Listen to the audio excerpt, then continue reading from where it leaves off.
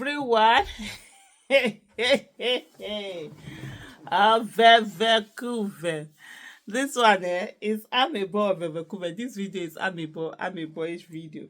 So you know that Ganduje has resigned, right? And so I think part of the this thing that was giving reasons for his resignation was the fact that he needed to go and focus on his health, that his health was failing. But actual this thing, if you look at him in the last few this thing, he had actually looked a bit sick and looked as if he has lost weight. But I just maybe people lose weight a lot because for the health reasons. So you see people have weight, people are plumpy. Most times they will ask you to go on a diet or reduce your weight so that you be healthier and all of that.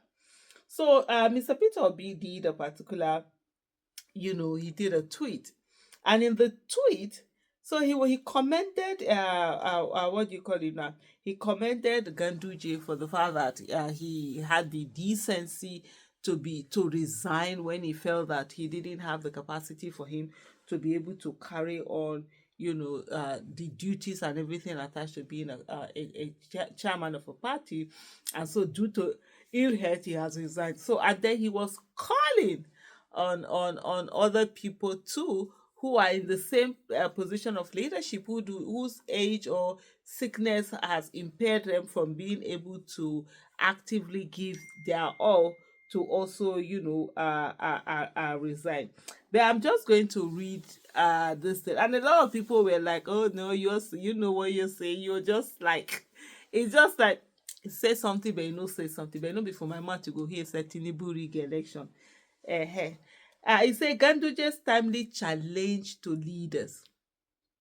I've just read a news report that the national chairman of the ruling party, Dr. Abdullahi Umar Ganduje, has resigned from his position with immediate effect, citing health challenges as the reason. I must commend Dr. Ganduje for prioritizing his health above all else. And then he say, with his health reportedly in decline, it is both wise and honorable to step aside, knowing he may no longer be able to render the level of service required by the party, the people, and the nation. And Mr. Peter Obi continued by saying, by this exemplary action, Dr. Ganduje has thrown a challenge to other leaders who, due to health-related issues, are no longer able to deliver optimally. I sincerely hope they take a cue from him. And so this particular part, a lot of people are insinuating. I'm going to read the comments also for you to see that, oh, he's referring to someone, he's referring to not. So who do you think he's referring to? Anyway, put it in the comment section. I'm not going to say anything. I'm just going to read the comment, the comments that were made. And then he said, the challenge confronting our nation today require leaders who are not only competent, but also physically and mentally fit, leaders with the capacity and agility to respond decisively and promptly to pressing issues. At this critical point and difficult time, we can no longer afford leadership defined by medical tourism, long holiday, or absenteeism caused by age-related ailments. So it's for you to know who is the person that goes on medical tourism, long holidays, and is absent and away or without leave.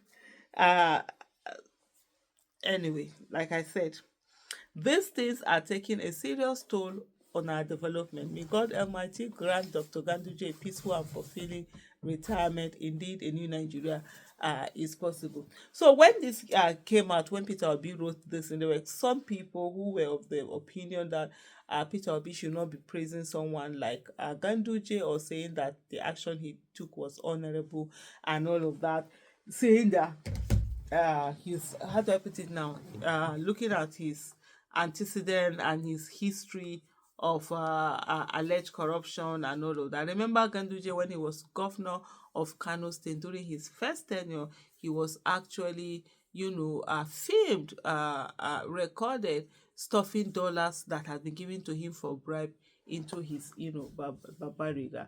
That was his first tenure. And when the 2019 election came, Kano people actually didn't vote for him. The current governor was the one leading, winning until they now declared the election inconclusive. And when they now set a new date for the election, many people were not allowed to vote. It was marked by violence and a whole lot of rigging, and it was just shambles. And then he was then declared winner. But anyway, so that's what people feel. But I just feel that when you're talking about issue, you take issue as their own, and sometimes people don't understand that. Yes, somebody might be an armed robber, a thief, a whatever, a known criminal, but when that person does something honorable, it's only honorable for you to talk about that honorable thing that he did. It doesn't mean that you're saying that, oh, that the whole person I'm looking for how to put it, that the whole person should be accepted, or that the whole person, everything the person does, or you are not giving a clean say to the person. No, you're just saying that, oh, in spite of this person's criminality, whatever, but see that the fact that this person is actually, doing some right thing. So I think that's the way people should look at it. So Bolanle A says a lot of people do not understand this tweet. Well played, sir.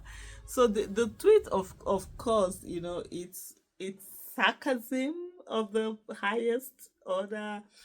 It's just different things in there. It's packed. So if you know, you know, and it's saying to you, hey, let everybody, other people take it, because there are a lot of people who have sickness, but they are rather will be hiding their sickness and will be causing Nigeria, untold hardship.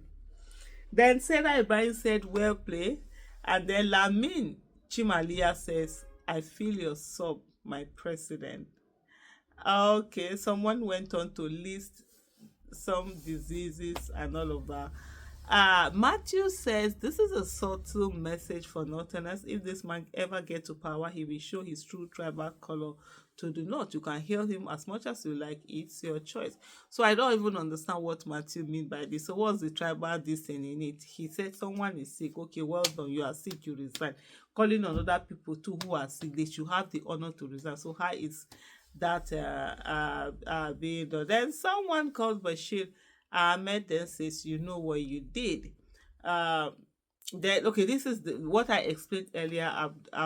Abdullahi Badmos.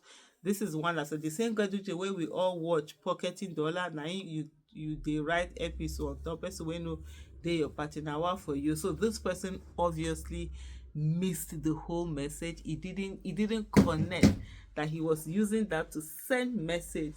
He didn't connect the sarcasm. He didn't connect the subtle message. He didn't connect the yamming. He just didn't connect. There are some people like that.